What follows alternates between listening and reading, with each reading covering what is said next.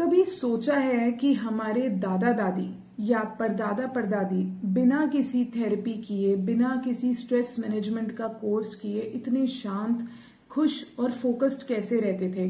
Problems तो उन्होंने भी देखी थी, लेकिन वो कैसे इतनी इजीली उन प्रॉब्लम से निकल आते थे या घबराते नहीं थे, वो समय काट लेते थे।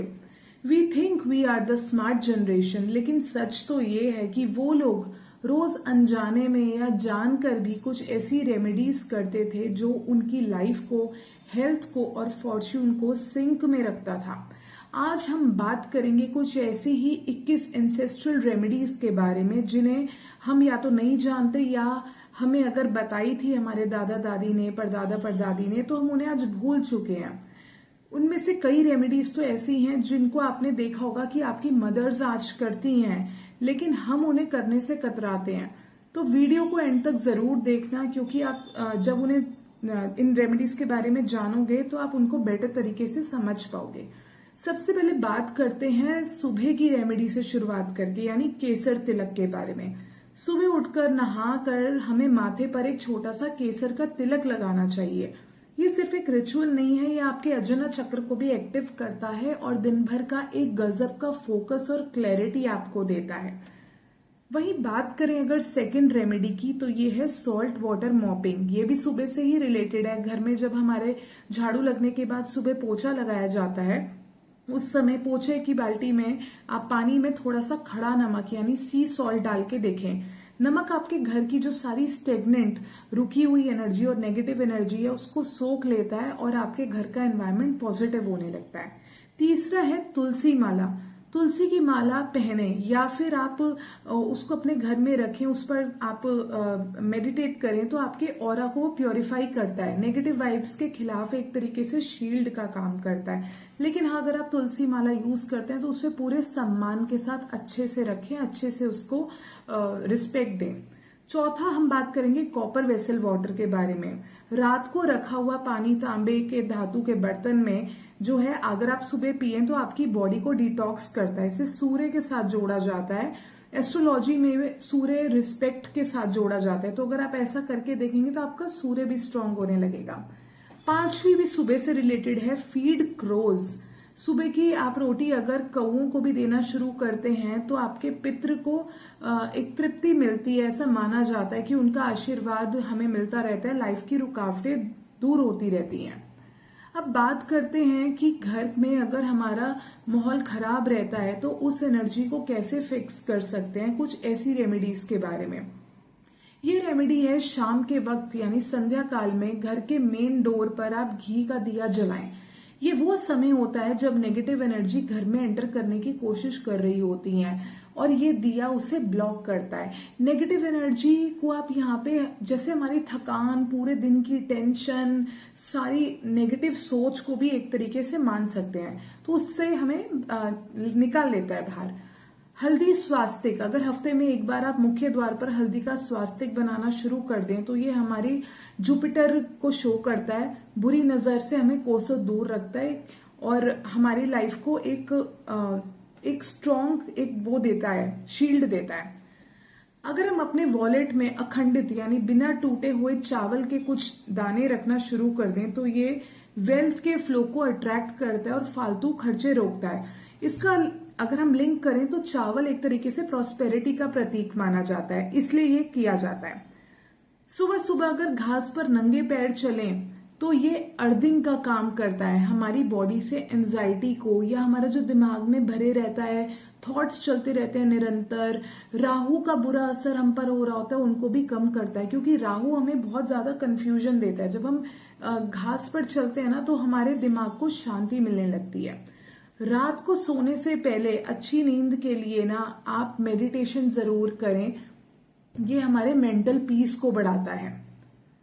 अगली रेमेडी है, घर में तुलसी का पौधा जरूर लगाएं। इसको जब आप लगाते हैं वहां पर लगाएं जहां पर सुबह की धूप भी आए।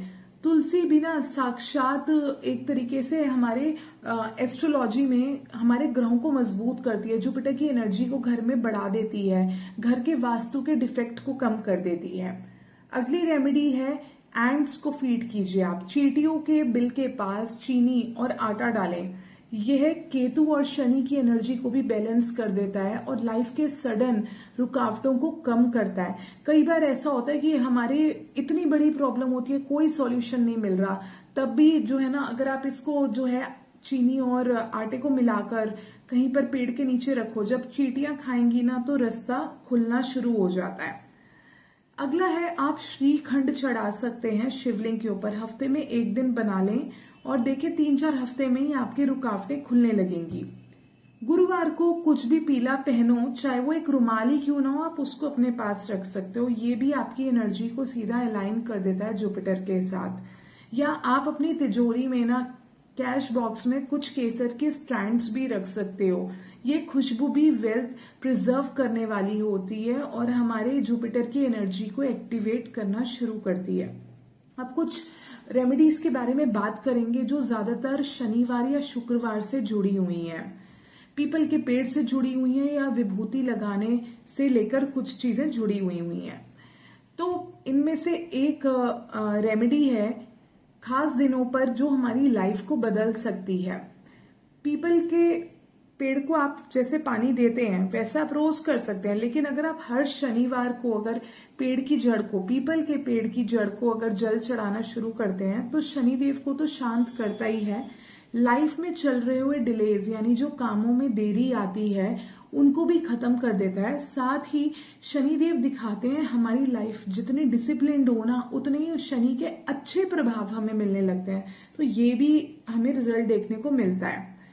गाय को अगर आप शुक्रवार को हरी घास या गुड़ खिलाना शुरू कर दो तो अभी आपका शुक्र मजबूत होने लगता है और इनर हीलिंग होती है। वैसे देखो, सबसे अच्छा है कि आप रोज ही उनके लिए रोटी निकालो। अब मैंने एक रेमेडी के बारे में बात की थी जो मेरी बहुत फेवरेट है, वो है विभूति। अगर हम माथे पर एक पवित्र भस्म या विभूति लगाना शुरू कर दें तो भी हमारे अंदर जो भी कंफ्यूजन क्रिएट हो रही होती है या हमारे केतु की दशा चल रही है या नेगेटिव दशा चल रही है, तो विभूति इस कंफ्यूजन को न्यूट्रलाइज करके आपको एक अजीब सी शांति देती है। इसने मेरे लिए भी वंडर्स किए हैं, आप भी इसे ट्राई करके देखना। एक बहुत ही हटके रेमेडी मैं आपको बताती हूँ। महीने में एक बार अमावस्या से पहले घर के हर कोने में जाकर आपको ताली बजानी है। साउंड वाइब्रेशन से कोनों में फंसी हुई एनर्जी जो है, जो स्टेगनेंट हो गई है, जो अटक गई है, वो टूट जाती है। इसको आप करके देखो, आपको 1 महीने में ही बहुत ज्यादा फर्क दिखेगा। जब आप इसे फर्स्ट टाइम ही करोगे ना, तभी आपको लगेगा कि सच में चेंजेस आ रहे हैं। अगर घर में बहुत लड़ाइयां रहने लगी थी ना, तो भी कम हो जाएंगी। एक और रेमेडी है, वो प्योर माइंडफुलनेस से रिलेटेड है। ये है एनोनिमस दान करो। हम क्या करते हैं, दान तो करते हैं लेकिन उसके बारे में इतना गा देते हैं, लोगों को इतना बता देते हैं, आज मैं इस एनजीओ में गया था, आज मैं इस एनजीओ में गई थी, आज मैंने ये दान किया, मैंने।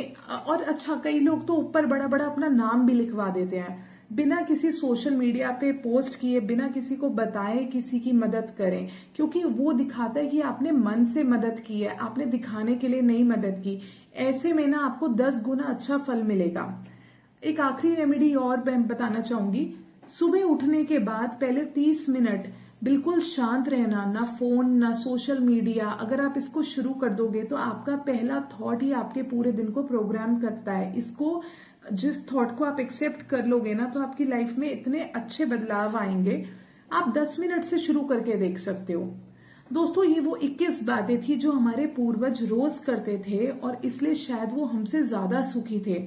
आपके दादा दादी या नाना नानी ने आपको कौन सा ऐसा नुस्खा या रेमेडी सिखाई है जो आप आज भी फॉलो करते हो? हमें कमेंट करके जरूर बताना। और अगर हाँ, वीडियो अच्छी लगी हो तो इसको लाइक करना, साथ ही शेयर करना। मिलते हैं अगली वीडियो में, तब तक के लिए टेक